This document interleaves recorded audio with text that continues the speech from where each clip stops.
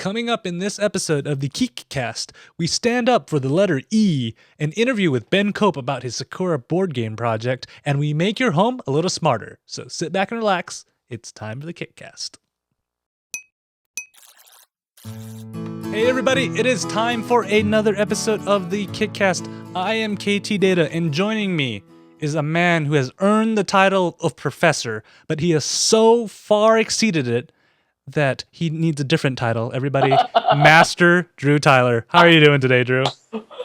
Very good. I was glad you worked that in there. I often my students will try to call me doctor just because they don't know how much money I haven't paid. And so I tell them, no, I only have my master's degree, so you can call me Master Drew.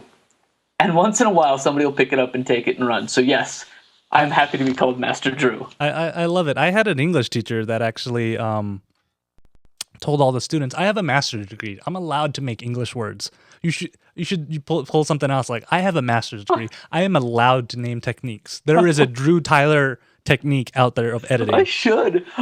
Yes, I have paid my money because that's all I really did, is pay money and go to more classes. So yes, I need something. And it seems pompous to put like MA at the end of my name. PhD, nobody has, no questions. Plus MA stands for medical assistant, so you're going to confuse people. Yeah, exactly.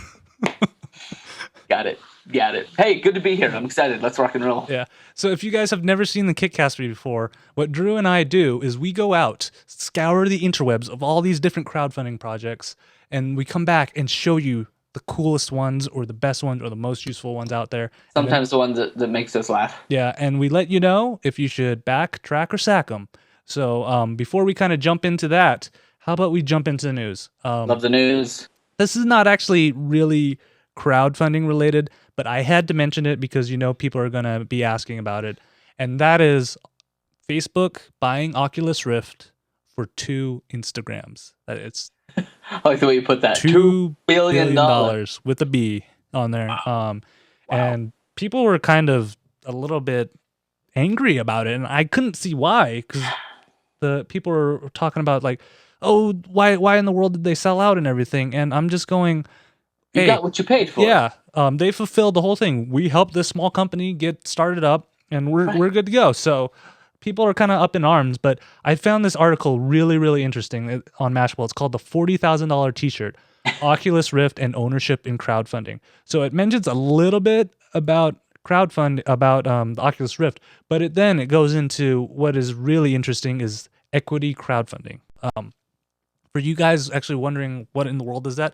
Currently, right now, you notice that on Kickstarter, on Indiegogo and stuff, you cannot get a share of the company when you're doing that. And that is because of some laws that don't allow you to do that. But the Jobs Act that was passed a couple of years ago actually is kind of opening the way to allow people to actually essentially crowdfund, so own a little piece of the company by donating smaller amounts. Before you'd have to have like tons of money to do this. Right, I was going to say, because that goes into the realm of angel investors and Series A investors and all that kind of stuff. And so I just wonder, like, if they allow and have opened the way for crowdfunding investors, do you get to be like an imp investor? I mean, what's smaller than an angel investor? Because it's like I'm not sure how I feel about this whole process or this whole idea that somebody could buy stock and shares. Because if you think about it, as that article points out, of 58,000 something projects on Kickstarter, the Oculus is one that did very well as a Kickstarter and now has been sold. And so to me, it's like, why go through that hassle? And believe me, I think anytime you go with a startup and you're trying to build a project, the Kickstarter is like that proof of concept, get it out there, get people to kind of support you so you can see it through. But anytime that you're going to go into that with the idea that people you want to offer shares of the company, for me it just seems like you're far too farsighted. I don't know. I think it makes sense for a small smidgen of projects that may have that potential for large net profits. But people are buying into the project and the idea. And if they want to be investors, they should be going through some other channels. That's my take. Yeah. To me, I've always looked at these crowdfunding projects as I'm helping a guy who's had a dream, and they just need they need some financial backing to do it. I mean, I've been there. I've known like to put together this whole podcast and everything, starting from scratch. It it takes some green. You're a dreamer. It might not take a lot of green, but it still takes some green. And we should have taped our conversation from last Saturday night when we were talking about money for this and money for that, and I looked over at the other guy and I was like, yeah, I'm just happy to buy shoes for my kids sometimes, right? I mean, you have put some money into this thing. Yeah, and it's all calculated to the point where now I'm probably going to eat ramen noodles for the rest of my life. But that's a sacrifice that you're willing to. Let's go with it. And yeah, I don't know why people are so worried about this, because there's so many small companies, and not a majority of them don't get there. I mean, Oculus has done it. Pebble has done it. That's kind of got big. And then I wouldn't even count Veronica Mars there, because they had the backing of a movie studio to kind of pay the rest on there. So they're like, I see it as a good starting platform, but I can't see it as like I don't know if I would be able to go into another site, because I know Kickstarter will never do it, because that kind of goes away from that indie kind of feel that they want to push out there. But going to another website and saying, company A right here, that looks like something that I really want to invest in, and could you learn enough about that company in just one web page? I would be a little worried about people who could do that, and they're not professional venture capitalists or anything like that.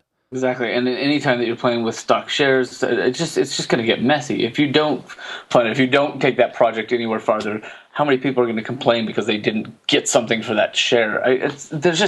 If you are serious about investing, you should be looking elsewhere. Jobs Act or no, you should be looking elsewhere to become an investor, not Kickstarter. And if it is Kickstarter, you should be then maybe going through the back door and talking to the founders and saying, "Hey, I've got 20 grand. This is what I want for it." Not, "I got $20. I want to." Anyway, I want like a 1/10 of a share of the company. Right. Yeah. All right. So now we're kind of done with that. This is the important news story. The super, super important news story that Kickstarter I've just been handed an urgent news release. Stop what you're doing. This I was floored on this. So Kickstarter has decided to go back to its roots and drop the E in Kickstarter. So it's now KickStarter, all Web 2.0 on there. They just surreptitiously cut out that E, just sent them hit the road, Jack, for no apparent reason. So I am taking a stand here, Drew. I think you should. Here at the KickCast, we are going to adopt an E into our name. If they're going to drop an E, we should pick up the E. We are picking it up because I feel like the E was not, they didn't give it a chance. It was almost 5 years, and they changed it 3 years ago. It had a chance to grow. It seemed to be working. Everybody seemed to like it. Yeah, I don't know why they decided to do it. So now the KickCast will still be the KickCast, but you can say it with a cool European accent, like the KickCast. That's where the E's going. KickCast. Yeah, that's where we're adding in the E. Because if we put the E at the end, it would have been like cast with the silent E, and then it would be like we'd have to go into India or something. Yeah, but I liked it, and our wonderful intern over there kind of updated all our logos and stuff. So you guys should check it out and see the amazing Photoshop job that they did to put the E back in. But I am taking a stance for all these vowels, because apparently the internet right now is just they've rampaging against vowels. They've just been dropping left and right now. Where we need them. We need vowels. People spell ready now, RDY. What? I mean, these vowels, they're losing jobs. I mean, you could read that and think it said rowdy. I mean, vowels do things for you. Yeah. I mean, isn't that the whole point of Kickstarter, is helping the little guy? Now we're cutting out the little guy. There's only 6 of them out there. So, I mean, why would you do that? Shame. So crying shame. That's why now the KickCast is going to stand strong. It's going to cost us more data, and it's probably going to use more ink when you print anything. But I'm going to take that hit, because I'm standing up for E and the rest of the vowels. And we got an intern out of it, so yeah, KickCast it is. All right. So how about we jump into our first project? Our first project is actually a special one right here. We actually have an interview, and away we go. I'm excited for this. All right, Drew. For our first project of the night, we actually have a special guest that's I love these. That I met him at the Salt Lake Comic Con last year, and he had this like amazing board game right here. So let's introduce him. Everybody, this is Ben Cope from Sakura. How are you doing today, Ben? Hi. Doing great. Welcome to the show. Thanks for having me. No problem at all. We I love it. You actually have the kind of the trifecta of things that I enjoy. is that one, you have a Kickstarter project. There you Two, go. you're from it's a Utah-based Kickstarter project. That's something I love. And Yep. and three, it's board games, and then it's Japanese-based, which is four. Apparently I can count on there. So I'm like super excited about this. So how about you kind of start this off by telling everybody what your project's about? So this is kind of a crazy happenstance. I've been a board gamer my whole life, but as far as designing a Kickstarter project, that hasn't entered into my mind until last year. This idea just came to me for this board game, and it all just locked into place. I was in a conversation with my wife. I'm like, hold on one second. And I went to the computer, type. 7 pages later, I have this idea for Sakura. And it's just gone light speed since then. I've had friends who are Kickstarter veterans and manufacturing connections with China. It seems like the stars are aligning for this board game to happen. Yeah, it is way cool. So can you explain to people at home a little bit how or what Sakura actually is? So it's a resource collection and an army building game for 2 to 4 people. We want it to be quick, so it's playable in about 15 to 30 minutes. You start off with these with a modular map that you build, and then you have a city. You have rice paddies, and you have you just basically have to manage your resources. You in a simple way, kind of you have iron from mountains, wood from forests. And you just use all these to build your army. You build peasants, and then foot soldiers, then samurai, and you go out and attack people. Yeah, and I love this idea of it and how you have the board modular and everything, because because one thing that I've kind of found going through a lot of these projects is that you don't have you're set to a number of people. Say, the board doesn't really grow with it. And this one, I love how you can actually grow the board when you have more players in there, or you can shrink it down for, a smaller group on there. Where did you come up with an idea to make something this so dynamic? Because it's so different from a lot of board games that I've kind of seen out there. I wish I could tell you, but that whole idea of the modular board was one of the original inspirations that was just, bam, you got to do it. So, I mean, it's nice because, I got a map right here. Say you have a 2-player game kind of hooks up like that, and then if you have a 3-player game, then it connects on top of that. Then 4-player game, it's I don't know, it makes it more balanced. I'm huge into game balance. I want when you play this game for it to feel fair, feel like if you have a good strategy, you're gonna do good. And so everything in the game is designed to bring that to you with simplicity and just help you have a fun gaming experience.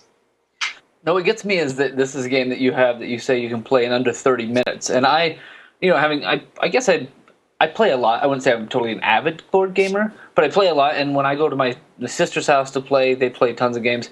We sit down to Settlers of Catan, and my wife kisses me goodnight because it's going to be 4 hours. So tell me how this happens to be. How do you get that gaming experience in that short, under 30 minutes? We do it by eliminating player elimination. I love Risk, but if I'm trying to take over Europe and I get wiped out in the first 10 minutes, I don't want to sit there for the next hour watching people play. So I didn't want a game with player elimination. So even if there's 4 players in the game, the rules state that the first person to successfully capture another city wins the game. So it's kind of a lightning fast rush in the beginning to go attack, build up, go and attack, and be that first person to take the other city, and then game over. So that's how a 2-player game lasts about as long as a 4-player game, and you can plan on playing a couple games in an evening, develop your strategy, and Right. I just like that. I like that idea. That to me is unique, is to have a board game of this style that's just fast. Yeah, absolutely. I don't know. There's some times that I'm in the mood for sitting down for 2 hours and playing a game, and a lot of times not so much. And depending on where you are with life and other things, like my wife and I bet we'd play Catan if we didn't have kids that would get in the way every 20 minutes. So this is ideal. Yeah, very true. Yeah, and I've loved kind of the growth that you've taken through this process. I mean, because last time we talked was probably about 6 months ago on there. Can you kind of tell us how you grew this from just those 7 pages into what you have right now that you're actually offering on the project? A lot of sleepless nights.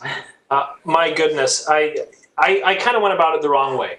I had my grand scheme and I tried to write it down and then tailor it down from there to a game. But really, that's an inefficient process. What I should have done is start with a basic idea, like attack somebody, build up an army and attack, and then grow from there. So you can. These are things that I've learned in the Board Gamers and the Board Game Designers Guild of Utah, where the design is so important. But anyways, long story short, it took a long time, and probably rewriting the rule book almost entirely about 20 times over to get it where it's at. And when we met back in November of last year, it just wasn't ready yet. We had planned on launching the Kickstarter at that time, and I just wanted the most solid rule book, a really fun game. It wasn't there yet, and so we've waited until now to launch. And that's the other thing that I really noticed with this project. When you pull the project up and you look at it on Kickstarter, one of the amazing things is that for only having launched, 2 days ago? I think you said Friday night that you launched? Yeah, Friday night at midnight. So just looking at that and then going in and saying that you already have 228 backers, you already have nearly over half of your goal. That's something KT and I talk about all the time on the show is how to get that traction running before you even pull the trigger on the Kickstarter. You've got traction. So I'm curious as to where you found the backers before this launch time. Good question. That's something that's kind of you need to be in the right time in the right place.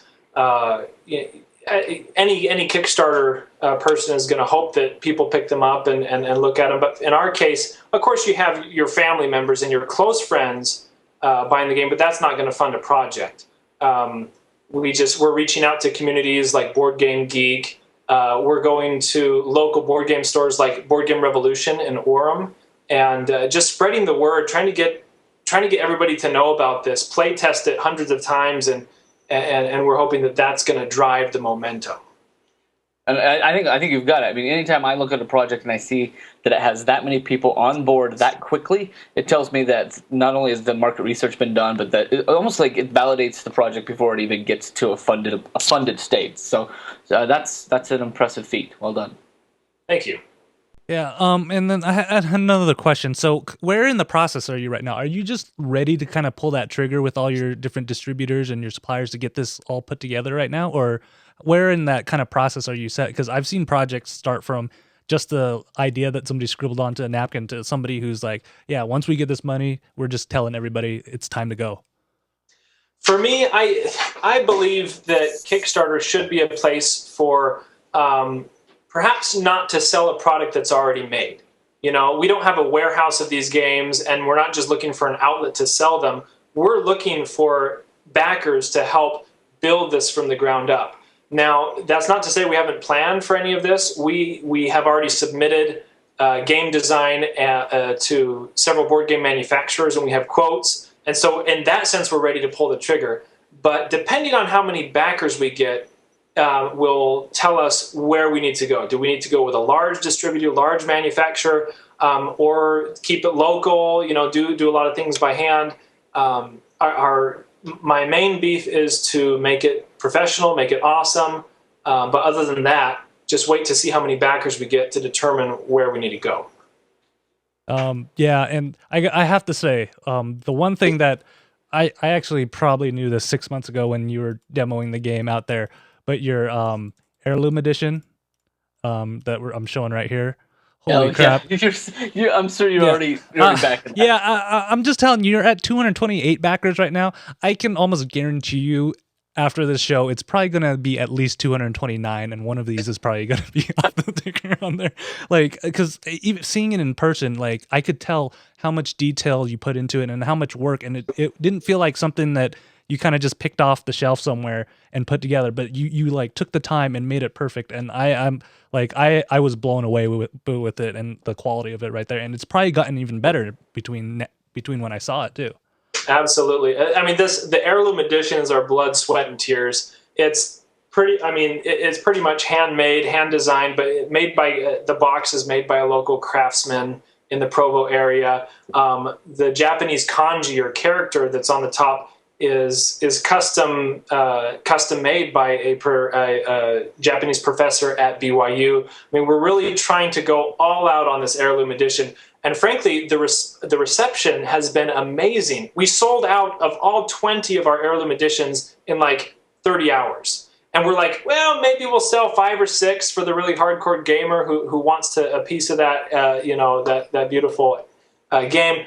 But really, people are seeing how beautiful it is. And it's a tribute to, the craftsmanship and just how it's all come together that it's selling out like that. We had to open up 40 more. We were originally going to do 20. And now we opened up 20 international and 20 domestic just to keep up with the demand of these heirloom editions. Oh crap! I really got to jump on this. Yeah. On there. So if so, what is one thing that you want to tell any creator out there if they're planning on doing any kind of crowdfunding project? What would be one piece of advice you would want to hammer into their head and make sure they follow? Oh man, just one piece of advice. I could give you an earful from what I've learned over the past year, but probably the number one thing is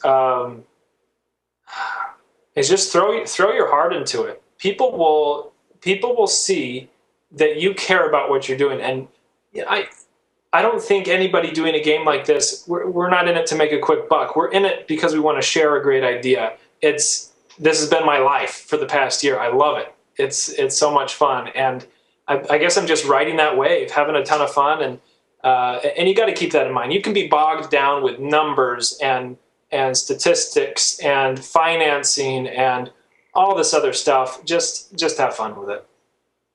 Great advice. Great advice. Yeah, that is great advice. Drew, do you have any more questions for Ben? When do we get to play test this again?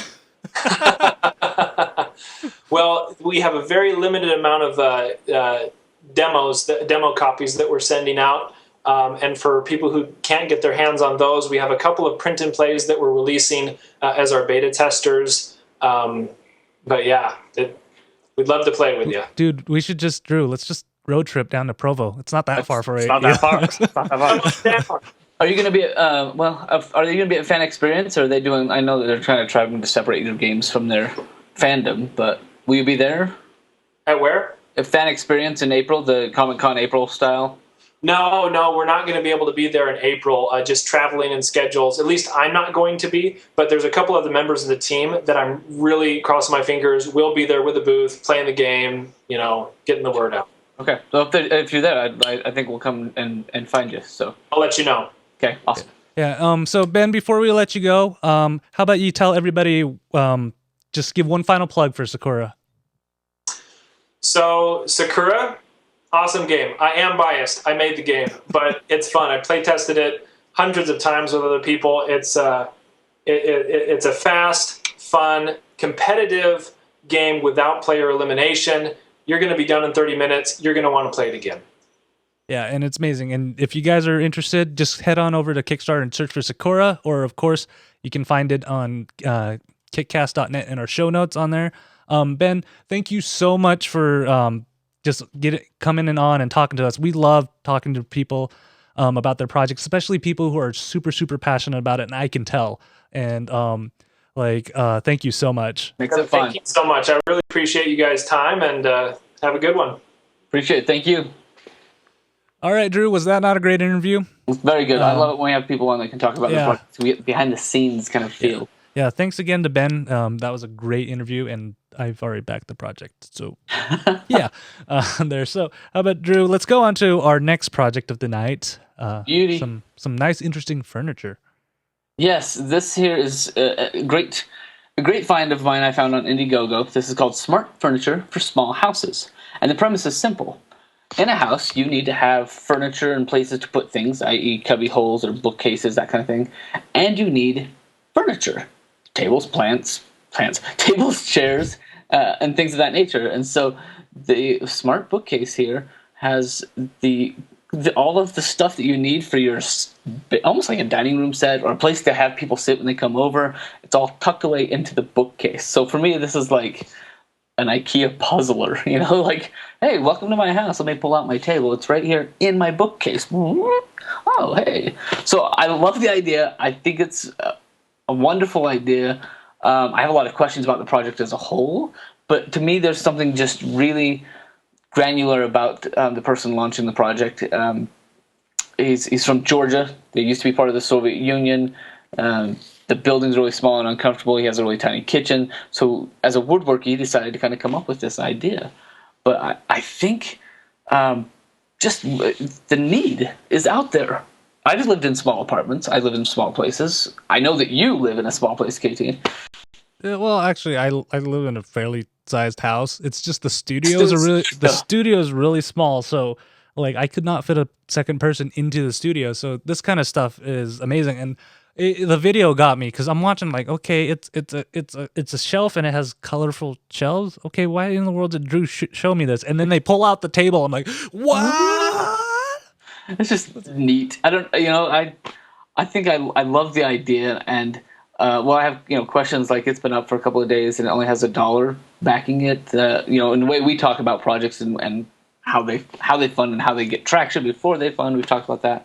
I just wonder if there's a team, if this guy had a team, or if he had more people interested before he hit go, or if this was more of a personal goal. I'm going to make one of these if I get enough people that want to help me. This is a flexible funding, so he'll get everything regardless of whether it fully funds or not. Mm-hmm. But I don't know. I love the idea. I love the color, and I wouldn't mind having a small bookshelf / chair. I wouldn't mind that.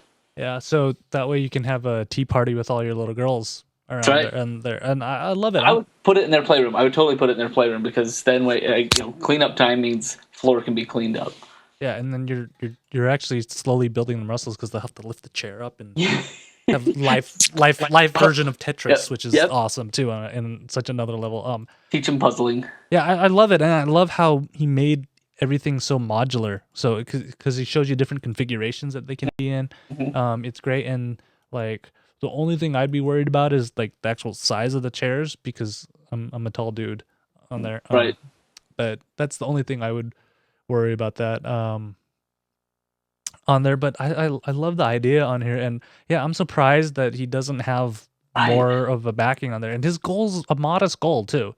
It is. It's only $1,800, so he wants to be able to build. I think he said he wants to be able to build 4 of them, and they cost him material-wise. They cost him about $400 a piece or something like that. And so he was. It's modest. It really is, and I'm hoping that he's working hard to put it out there, and he hasn't just hit go and is going to let it fall apart. I hope he's out there trying to hit the pavement and try and get some people to back it. Because I love this idea, and we're trying to help him out because this is a really cool idea. These are the projects that I love to kind of feature, is because you would never be able to find them elsewise because it's such a mess out there.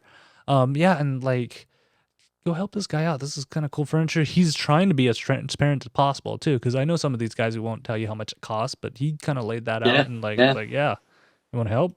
And yeah, I love this idea. So, Drew, is this a backtrack or sacked for you?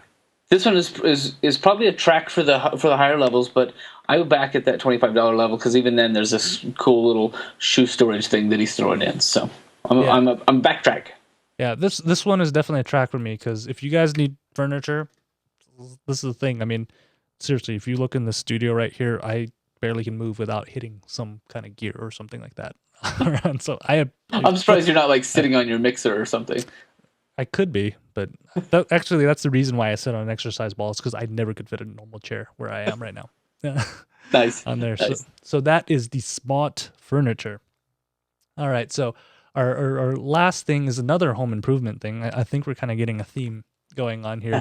But Drew, have you ever had this happen? You and your wife go out to the grocery store, go buy a whole bunch of groceries. Costco is dangerous because you got to buy everything in bulk and it's all great.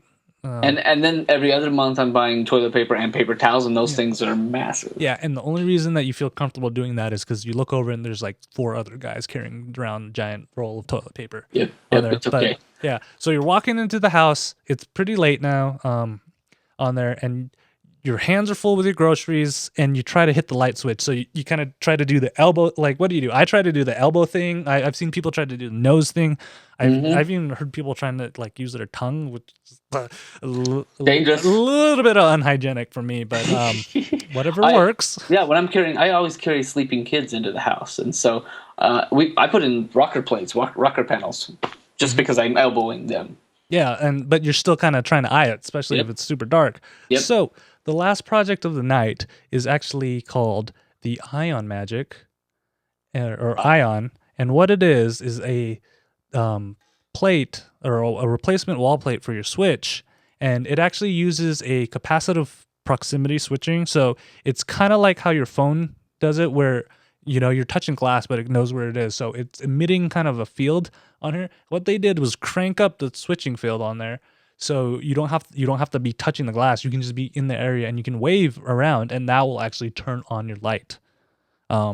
And so it's also, there's a microcontroller in there that's Wi-Fi enabled, so you can actually hit that and you can control like how bright you want things, or and then one of the things they kind of mentioned, which I think was neat, was that you can actually even program the light switches in your house, if you have a whole bunch of these, to turn on randomly, so it's not in a pattern, and it looks like you're home at night. So burglars are like, I'm not going to go there. Somebody, the light's on, light turned off right there.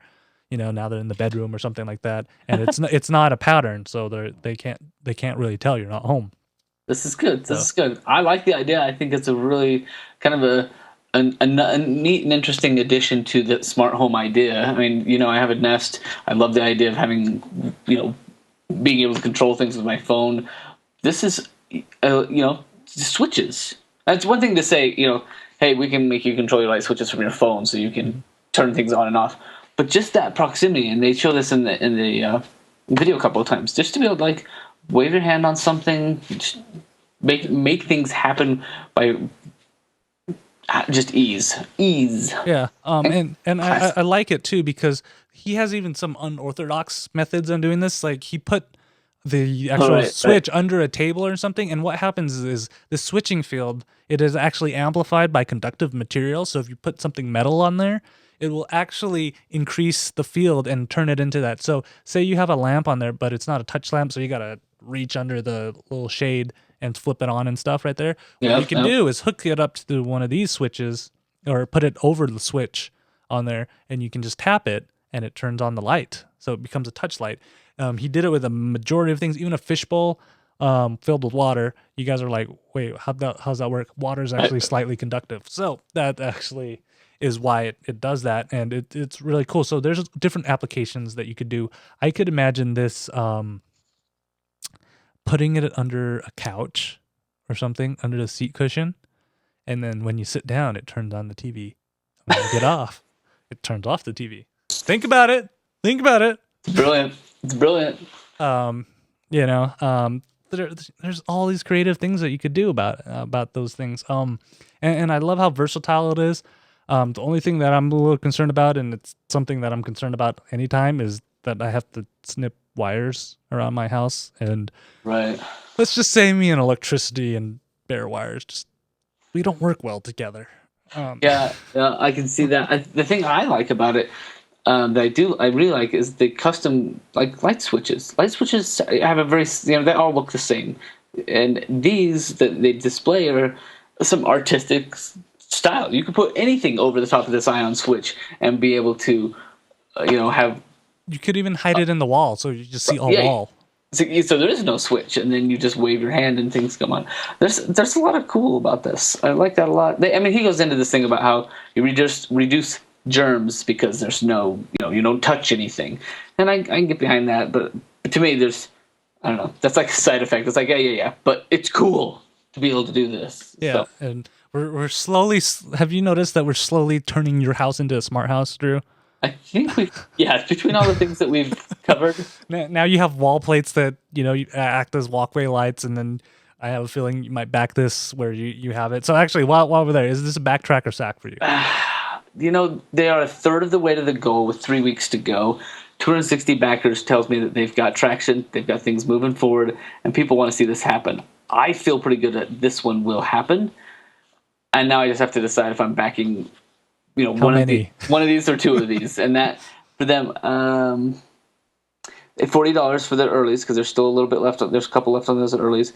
And then up to $80 for the double bed kit. So you get 2 switches plus all the accessories so that you can mount them on the sides of your bed. Yeah, that's all I have to decide. So it's a back, just don't know where. Yeah. For me, it's a back. I'm a whole proponent of turning the house into smart things, because that's one thing I find people worry a lot about is like you go on vacation, something you don't know what's going on in your house. You have a whole smart house like this, it can all ding it. And I love all these little guys that are coming together and engineering these ideas, so we don't have to worry about, because I mean, like full home automation systems and stuff, they can cost a fair amount of money if you get them by like Celestron and stuff like that. So these guys, they're like, hey, I figured out a way to do it at a relatively low cost, so let's do it. And we're helping somebody put together things. It's their moment for like, I made fire, and that's why I love it. So yeah, that's definitely back for me. Very much. Yeah. So what's sad though, Drew?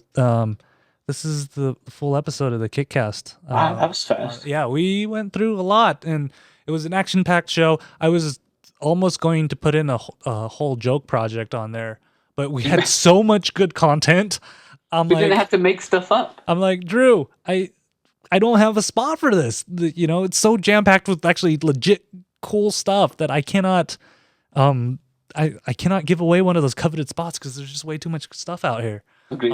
That's why I love it. So, and plus I know most people don't like April Fool's things, so I appreciate it. So if you guys are have any projects or have any comments, questions you want to know, please send us an email at kickcast@ktdata.net, or you can also like us on Facebook at facebook.com/kickcast. Oh, the pillows! Thanks for bringing the pillows. I love the pillows. This was another Kickstarter project on there, so you can go over there. We post articles and stuff, and I love sharing ideas and everything out there. If Facebook's not the thing, there's always the Twitter right here. You can follow the show at KickCast, or if you want to follow Drew and I, at Night20 for Drew and at Ktdata for me, and you'll get a whole myriad of things on there. Yes, we cover it all. Yeah, and if you guys listen to us in some kind of feed on their iTunes, Stitcher, YouTube or not, please hit the subscribe button. I appreciate it if you do. And if they do reviews, go just leave a review. Even if you don't like the show, go leave a review on there. We, anything at all, I appreciate on there. And if you guys want to watch live, I know Laser Norman and Jeff from the Little Big Cast was actually in the chat room tonight having discussions. He was shirking his duties as a student, but still he was there. See, this is where the master and Master Drew comes in, where he's even when he's not on the clock. Justin, you should be doing your homework. he's still berating students to get their work done on there. But you can watch that at live.kickcast.net. Our next live episode will be April 15th, 2014. And for some reason, I think that's one of my family's members' birthdays. So happy birthday to whoever you are on there.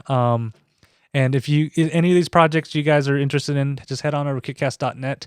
We have links to all that good stuff down there. Drew, do you have anything to plug before I forget? Not really, other than look forward to some of my KickCast rewinds. I've got a few projects that have come in lately that I want to show off. So look forward, and I'll make some special videos about all the cool things that I've backed and that are seeing reality. Ooh, fancy. And if you guys check out the Little Big Cast. Oh, of course, yes. It's good stuff. I love hearing the episodes before they even publish them. And I have fun with that. So make sure you guys pay attention. And guys, please remember, poop, having regular fiber is always good, as Drew knows. Smash time. Yep. And we will talk to you guys in 2 weeks. Bye. Bye.